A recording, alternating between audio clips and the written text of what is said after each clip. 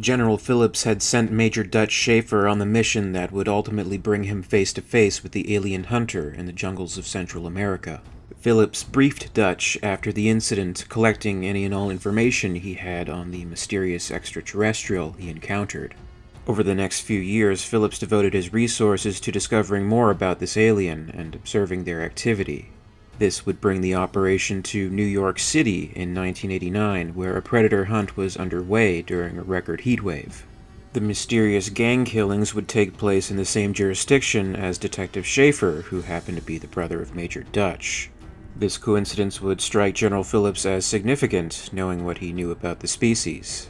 The novel version of Predator: Concrete Jungle expands on General Phillips's discovery of the species after his briefing with Dutch, and the investigations that would follow, and eventually lead him to New York.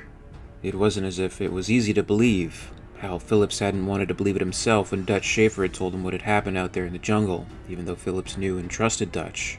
Eventually, though, he'd been convinced, and he'd convinced his superiors. The evidence had been there, and this had to be kept quiet. If the news ever leaked out to the general public, well, nobody paid any attention to the tabloids when they raved about space aliens, but if the US government was to announce that monsters from outer space were hunting humans in the streets of New York, well, Phillips wasn't sure how it would go over, but he knew he didn't want to find out. He imagined panicking crowds, crazed cultists, conspiracy theorists. Half the people wouldn't believe the official story and would assume it was covering up something illicit, all while the other half would probably see it as the end of the world. And it wouldn't do any good. Unless Dutch had lied, the things, whatever they were, had technology that made good old US know-how look like kids playing with sticks and pebbles. The aliens had invisibility screens, energy cannon, pocket nukes. They could do whatever they wanted to Earth, to the whole human race. And the best thing humanity could do was ignore it, bear up under it, and wait for the bastards to get bored and go away again. They sure didn't want to get the aliens angry. People were no match for those things. Sure, Dutch had fought one, and killed it, and lived to tell about it, but Dutch was about the toughest specimen the human race had ever produced, and he'd been damn lucky as well. Phillips had listened to the whole story several times and knew how much to adjust for Dutch's downplaying of his own talents, and even so, he knew Dutch had been lucky. If the scientists could get their hands on some of those gadgets the creature had, maybe things would be different, but so far that hadn't happened, and it didn't look as if it was going to happen anytime soon. After they'd picked up Dutch and heard his report, Phillips and his group had started studying anything and everything that had seemed as if it might be related. They had traced the legends in the area, had looked at everything from star charts to missing pet reports, and had gone looking for anything they could find. They'd found plenty of evidence of the things, all right, had learned a little more about their habits and patterns, but nothing of their technology. The bastards were apparently very, very careful with their gadgetry. They didn't leave any cosmic equivalent of tossed beer cans lying around, let alone anything really important. But there hadn't been any real urgency to the studies. The creatures had been coming to Earth to hunt people for centuries, and they always hunted in hot, harsh climates in the back country, never in any place important. Until now. Now that things were loose in New York, the Air Force had picked up unfamiliar radar interference and had put word out to Phillips's group in hopes of finding an explanation. He theorized it might be the radar equivalent of the shimmer effect the creature's invisibility gadgets caused, and had asked where it had been found. And the Air Force had told him, New York. Phillips had had a whole platoon of radar analysts and stealth specialists put on it, and they'd confirmed the Air Force report. If the radar was picking up what it appeared to be picking up, the things were in New York. What the hell were they doing that far north? If they wanted a city to play in, why not someplace like Rio or Mexico City? Maybe there was something special about New York, something in particular they wanted there, but what? It hadn't seemed likely that they wanted something specific, something that could only be found in New York. It hadn't seemed reasonable that after centuries of confining their hunts to hot places, they'd suddenly go north. General Phillips had been in contact with the New York City Police Department after receiving the Air Force report that confirmed his original suspicions. But soon after, the hunting activity had occurred in an attack that left 11 gang members dead, with many being ritualistically skinned and hung upside down, done in the exact same fashion as the Yautja in Central America years before. Phillips had contacted Captain McComb the day before and told him there might be some kind of unusually vicious massacre about to happen. one that didn't seem to make any sense. He'd said it would probably be somewhere that wasn't air-conditioned, that the victims probably would be armed, that it would probably be well above street level. Phillips would follow up with McComb, confirming such information, asking who the victims were, if they were heavily armed, and seemed to fit the profile. Naturally, Captain McComb was curious about these heinous premonitions and the odd questions that followed. He tried to get information from Phillips about what exactly the hell was going on, and if it would happen again. Phillips quickly put him in his place.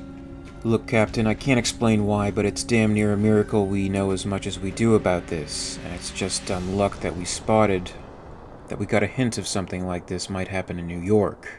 We have no idea whether it'll happen again, or how often, or for how long.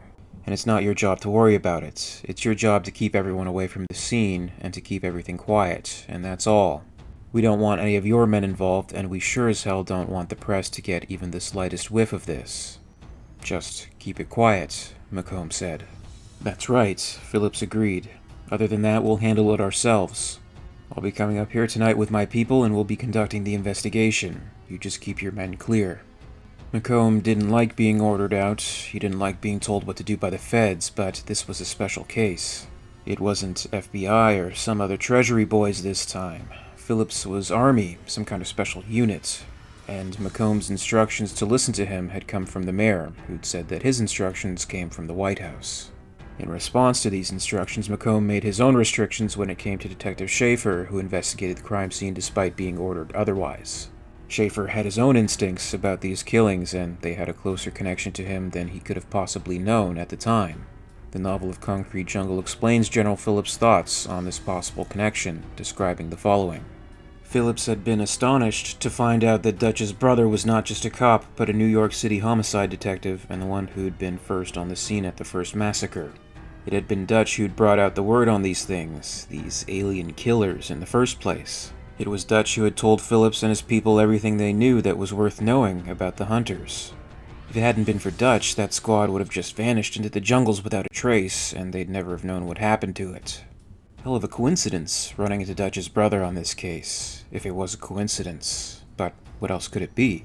Those things couldn't have known Dutch's brother was in New York, not unless they were mind readers or something. Of course, there was no way to be sure they weren't mind readers, or they might have mind-reading machines. They might have any technology he could imagine, and probably some he couldn't. Or maybe they could just smell the Schaefers, somehow. Who knew? General Phillips' investigations of the Yautja species was a focus of the comic Concrete Jungle, and it would go on to connect with Detective Schaefer's storylines in more Predator comics to follow. It should be noted these investigations are separate from the Otherworld Lifeform Task Force led by Peter Keyes in Los Angeles 1997, as depicted in Predator 2. Unlike Peter Keyes, Phillips's operation was limited to observing and reporting, rather than aggressively attempting to attain a specimen. This in the hopes of avoiding an interspecies war against a race that apparently has vastly superior weaponry.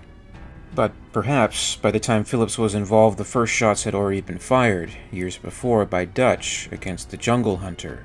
Phillips seemed to believe there was a connection between the events in Central America and the predator activity in New York, directly involving Dutch's brother. Do you think the predators seek revenge against the kin of their prey? Or is it more about the worthiness, or even smell, as Phillips puts it, of the one being hunted? Comment below and let me know what you think. And as always, I'd like to thank you very much for watching. I really appreciate it. And if you enjoyed this video, please make sure to give it a like, and you can also subscribe for all the latest videos from Alien Theory. A very, very special thanks goes out to WEYLAND YUTANI executives, EmYarUk, and Lady Anne, part of the Patreon Hive.